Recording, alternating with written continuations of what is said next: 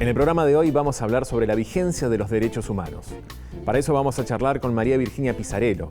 Ella es doctora en Historia y docente investigadora de la Facultad de Humanidades y Ciencias de la Universidad Nacional del Litoral y también de la Universidad Autónoma de Entre Ríos. Virginia, bienvenida. Sos conocida en el piso, ya tenemos, no en diálogos, pero en otros ciclos ya has pasado por aquí, así que una vez más, entonces, gracias por venir y prestarnos tu tiempo. Bueno, la agradecida soy yo. Y me parece súper interesante en este momento, en esta coyuntura tan particular de la historia argentina, que podamos estar hablando acerca de qué son los derechos humanos y un montón de cosas que ustedes me han estado adelantando y que creo que vamos a poder conversar hoy. Lo decía un poco en broma fuera de cámara, pero lo repito. Como dice nuestra coprovinciana Chiqui Legrand, el público se reúne. ¿Por qué todavía estamos hablando? ¿Qué son los derechos humanos? ¿Por qué tenemos esta necesidad de volver a hablar sobre los derechos humanos? Bueno, los derechos humanos configuran un campo que es híbrido, decimos. ¿Por qué? Porque es un campo donde confluyen distintas tradiciones y también distintas disciplinas. Muchas veces esta naturaleza tan particular del campo de los derechos humanos hace que sean impugnados, ¿sí? Y sesgados como un campo puramente ideológico. Lo cual es toda una discusión para las personas que trabajamos estos temas, pero también es todo un tema para las personas que le ponen el cuerpo a distintas luchas vinculadas a los derechos humanos. Entonces, si te parece, podemos pensar un poquito en una mediana y corta duración cuándo se configura este campo. ¿Cuándo? Este campo arranca cuando salimos de la Segunda Guerra Mundial, si queremos decir a grosso modo. Se arma, se configura a mediados del siglo XX. Y eso no es casual.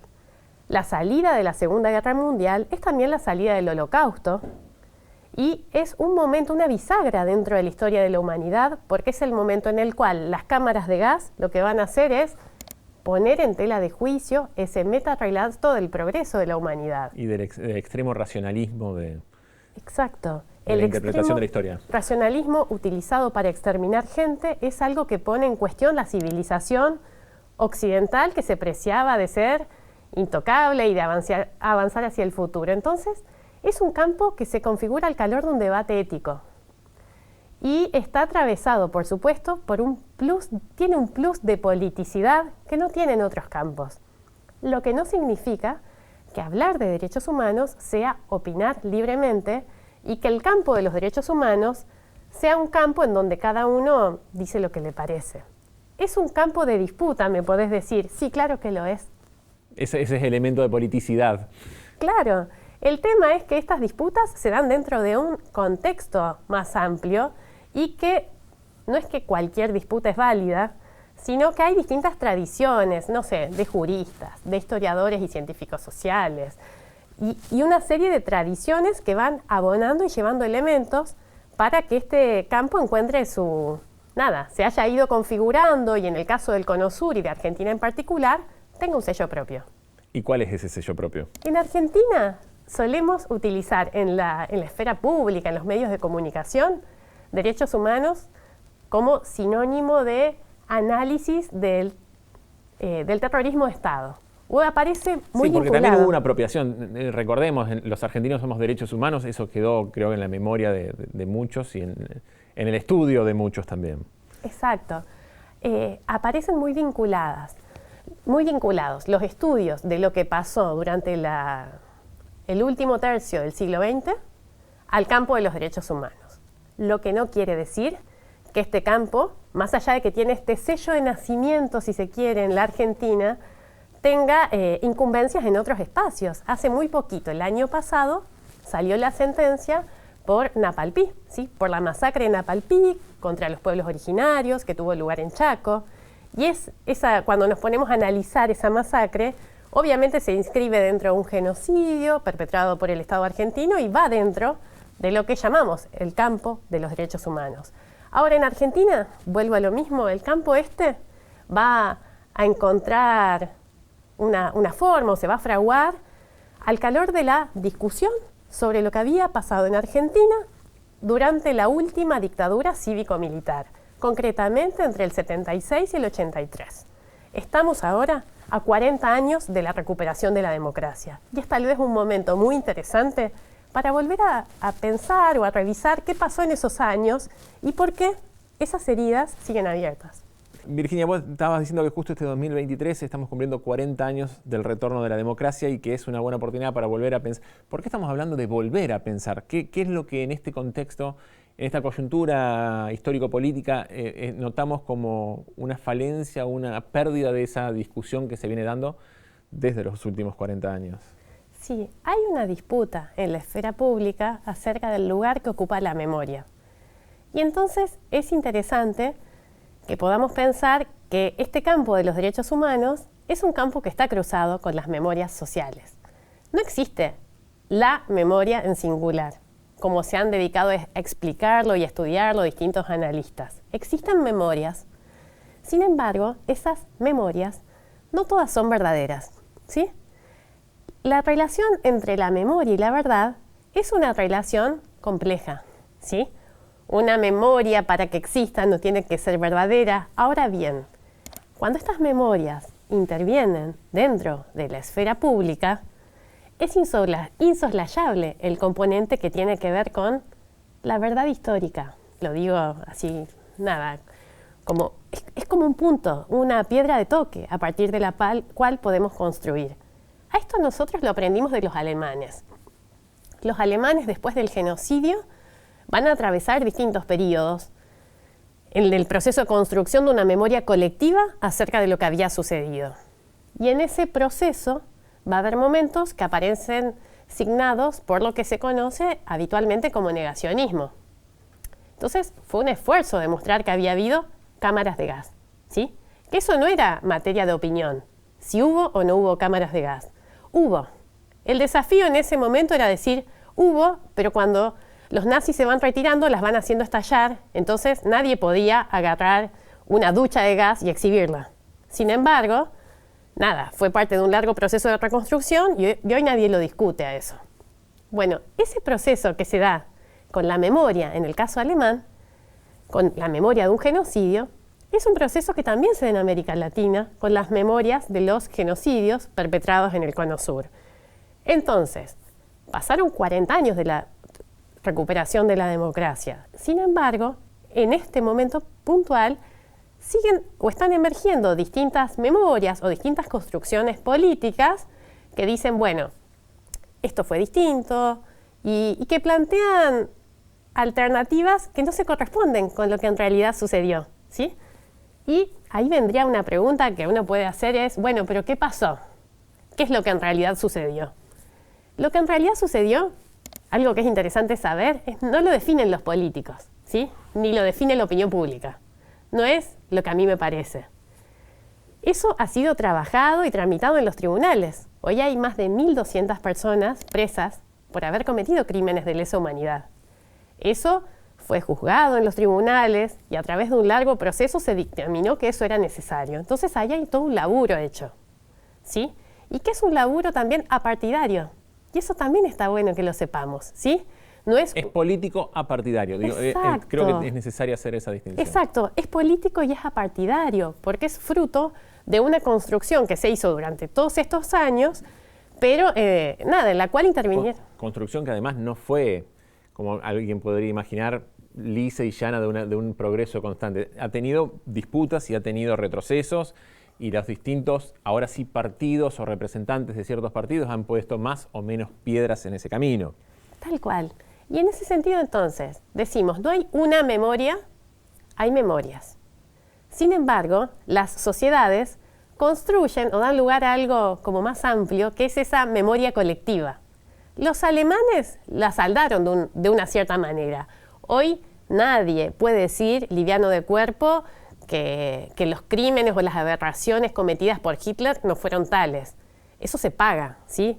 De hecho, perdón que interrumpa lo que estabas diciendo, pero en estos últimos días, en un cotejo de tenis, en un partido de tenis, un jugador alemán interrumpió el juego para denunciar que desde la tribuna alguien, en la propia Alemania, alguien había criptado una de las frases más conocidas de Hitler.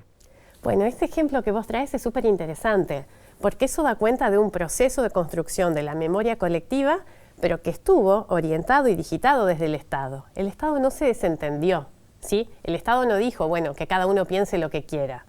Hubo políticas de memoria orientadas a reconocer cuál había sido el lugar de las víctimas y a pensar un proceso diferente. En ese sentido, entonces, los alemanes de algún modo nos señalan un camino, que es un camino entre tantos otros, porque, no sé, el caso sudafricano es distinto, ¿sí? Mandela, que había sido un prisionero político, cuando llega al cargo de primer dignatario, va a decir, perdonamos pero no olvidamos. Y va a encontrar una solución que va a ser distinta a la solución que se va a llevar adelante en la Argentina, de la cual vamos a hablar ahora. El caso chileno, como hablábamos hoy, es un caso distinto, ¿sí? Pinochet muere en el 2006 en Chile y bueno, había sido, se había intentado llevarlo a juicio en distintos momentos, bueno, es una larga historia, pero hasta el día de hoy es una figura pública reivindicada por ciertos sectores de la sociedad chilena. En Argentina el proceso fue distinto y en esto está bueno saber que fue distinto desde el inicio. Hace muy poquito vimos la peli 1985 que nos invitó a discutir o a revisitar el juicio a las juntas, ¿sí? Argentina, cuando sale de la dictadura, tiene un juicio que aprovecho para destacar. No solo fue un juicio contra las cúpulas de los comandantes militares, sino que es un juicio, en ese marco también se enjuiciaron las cúpulas guerrilleras, que es algo que habitualmente aparece licuado o soslayado en la opinión pública. En el 85 se hace un juicio, va Firmenich preso, pero también va Videla preso. Esa idea de juzgar, de los dos demonios. Exacto, de juzgar a estos dos grupos o a estos, entre comillas, dos bandos, fue un problema en algún punto y entraña... Sí, el Estado se enemistó con los dos costados. Exacto. Bueno, aparece, y sobre todo lo que aparece ahí es una versión o una forma de leer la historia de acuerdo a la cual se plantea que hubo dos bandos, y es lo que aparece en el prólogo del Nunca Más de ese momento. Ese relato, ¿sí?, después fue revisado e inclusive desde el Estado Nacional se construyó un nuevo prólogo en el año, creo que es 2007. Todo eso tiene implicancia, porque esto de la teoría de los dos demonios, esto de perdonar pero no olvidar, esto de enjuiciar a cierto nivel de responsables, tiene que ver con la ley de obediencia debida, tiene que ver con una serie de decisiones que después fueron revisitadas y derogadas. Exacto. Argentina tiene un proceso que le es propio, que es muy interesante y del cual tenemos que estar orgullosas y orgullosos. Nosotros salimos de la última dictadura con un juicio, ¿sí? Se juzga a los comandantes y van presos. Eso es algo muy fuerte. Y fuimos los primeros en Latinoamérica en crear ese juicio, en poder llevar a juicio a esos responsables. En un contexto donde todo indicaba que eso era imposible. Fueron llevados al banquillo de los acusados, fueron condenados. Públicamente. Exacto, fueron condenados. Después van a venir una serie de leyes, que son las de obediencia debida, punto final, hasta la década del 90, donde se dan los indultos presidenciales a estas personas que habían sido juzgadas en ese momento. Y en ese mismo contexto la justicia va a seguir haciendo su caminito y Videla va a ir preso a finales de la década del 90 por la apropiación de menores. Sí, esos niños que habían sido quitados a sus padres en campos de concentración y entregados a otras personas. La sustracción de identidad de los menores va a ser el delito por el cual se va a abrir un resquicio y nuevamente el movimiento por los derechos humanos va a exigir que se haga justicia. Durante todo este periodo, entonces, hay momentos y hay altibajos que, sin embargo, están signados por la continuidad del movimiento por los derechos humanos que no buscó venganza. Y eso es algo que es muy interesante resaltar, ¿sí? No se pidió en los estrados judiciales que se fusilaran las personas que se estaba condenando. Y eso habla bien de nosotros, como argentinos y como argentinas. Y eso creo que es algo del capital simbólico que nosotros tenemos en la mochila de la historia y en la mochila de la memoria. Ahora bien, ese es un proceso que está inacabado. En las aulas, los chicos a veces en el secundario te dicen, ¡ay, pero de esto pasaron casi 50 años! ¿Qué importa? Bueno, los que trabajamos con la memoria y con los derechos humanos, lo que sabemos es que ese proceso no está inacabado. porque los juicios se están llevando adelante, ¿sí? Y porque hay muchas víctimas que encuentran en el desarrollo de estos juicios una instancia de reparación. Y esa es otra palabra, la reparación. ¿Qué es? ¿Cómo afecta a las sociedades? Bueno, la sociedad alemana también ha dado cátedra en este sentido y esta palabra va conectada con otra, que es la pedagogía de la memoria. ¿Cómo explicamos un genocidio? ¿Cómo explicamos el Holocausto? ¿Cómo explicamos el terrorismo de Estado para el caso local? Bueno, sabemos que no lo podemos explicar si no contemplamos los relatos de los sobrevivientes, ¿sí? Virginia, ¿es lícito, está bien poder decir que tenemos la memoria, la verdad y la justicia que podemos construir, que podemos, en definitiva? Creo que es una consigna que hoy es más vigente que nunca. Memoria, verdad y justicia son, de alguna manera, un punto de llegada, pero también un lugar desde el cual estamos construyendo. Si se llegó a establecer esas consignas, fue por la lucha de los y las sobrevivientes, pero también por la lucha de un montón de actores que abrazaron las causas, las luchas por los crímenes de lesa humanidad desde un lugar muy personal, pero también muy político y muy público, muy comprometido. En ese sentido, en la actualidad, en 2023, casi a 50 años del último golpe de Estado, vemos que están emergiendo un montón de relatos que hablan de cómo se tramitó o cómo se vivió la vida cotidiana en las ciudades, por ejemplo, del mal llamado interior del país. Entonces, de repente, en Santa Fe, en los pueblos del interior ni hablar, existe la representación dominante según la cual acá más o menos la pasamos bien en dictadura y el problema estuvo en Buenos Aires. Bueno, sabemos que eso no es así. Y lo sabemos porque los historiadores, las historiadoras han demostrado que acá funcionaron, por ejemplo, centros clandestinos de detención. En pleno centro. En pleno centro, acá unas cuadras, a 2 o 3 cuadras, ¿sí? Podemos marcar un montón de sitios. Eso, los fijaron dentro de las coordenadas de la historia, historiadores e historiadoras, pero porque hubo sobrevivientes que muy tempranamente en nuestro país iniciaron el proceso de denuncia. Y la justicia, en este sentido, también hizo su camino. Entonces, a 50 años, lo que vemos es que la vida de las personas que la pasaron aparentemente sin problemas durante entre el año 76 y el 83, estuvo atravesada por un montón de situaciones que podemos considerar traumáticas, ¿sí? En ese sentido, también la pregunta es, memoria, tenemos que recordar, verdad, no cualquier cosa que se diga tiene asidero, y para eso está, vuelvo a decir, el camino que se ha hecho desde estos distintos lugares, y justicia, que está conectada con estas palabras. En ese sentido, entonces, en el 2023, la agenda sigue abierta. Desde algunos sectores reivindican una memoria histórica completa. Frente a eso... ¿Qué significa una memoria histórica completa? Yo me pregunto lo mismo, pero ya que vos hoy me dabas el pie, ¿qué es una memoria histórica completa? ¿Sí? Cuando construimos relatos, ¿sí?, sobre la última dictadura cívico-militar, ¿cuáles son las fuentes a las que apelamos? Alguien puede preguntarse, ¿solamente trabajamos con la opinión? No.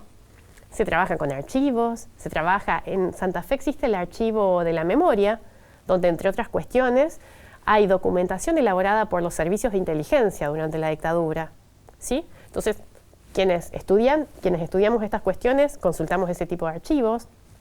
Aparte, cada tanto emergen de las remodelaciones de las viejas casas de tortura, archivos de inteligencia y de las mismas actuaciones policiales, parapoliciales. Exacto. Y de repente, esos archivos, también testimonios y una serie de documentos, los archivos de la cárcel de Coronda, que en su momento me tocó consultar. Entonces, se consulta documentación elaborada desde el Estado o por el Estado en ese contexto y se la resignifica. Ahora bien, hay documentación que sería muy interesante que aparezca y no aparece, como las listas de desaparecidos. ¿Dónde están? Esas listas deben estar en algún sitio, ¿sí? Si queremos hacer una reconstrucción pormenorizada, necesitamos conocer ese tipo de información, que ese tipo de información no está, pero porque quienes han sido consultados para testimoniar al respecto no han dado cuenta de eso. Entonces, memoria, verdad y justicia hoy más que nunca siguen siendo consignas vigentes porque hay preguntas que siguen sin poder ser respondidas, ¿sí? Hablabas que una de las características o el punto de inflexión en Argentina para el surgimiento, no nacimiento, pero sí el surgimiento de los movimientos de derechos humanos está marcado por la dictadura cívico-militar del 76 al 83. Pero sabemos que antes de eso ya había una organización paramilitar como la AAA, había casos de terrorismo de Estado.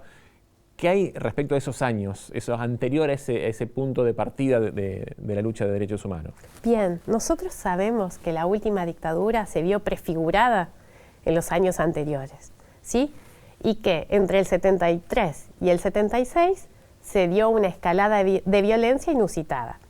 Para el caso santafesino, por ejemplo, fueron muy resonantes, ¿sí?, los asesinatos de 2 abogadas, Nilsa Urquía y Marta Samaro. Son casos muy conocidos acá.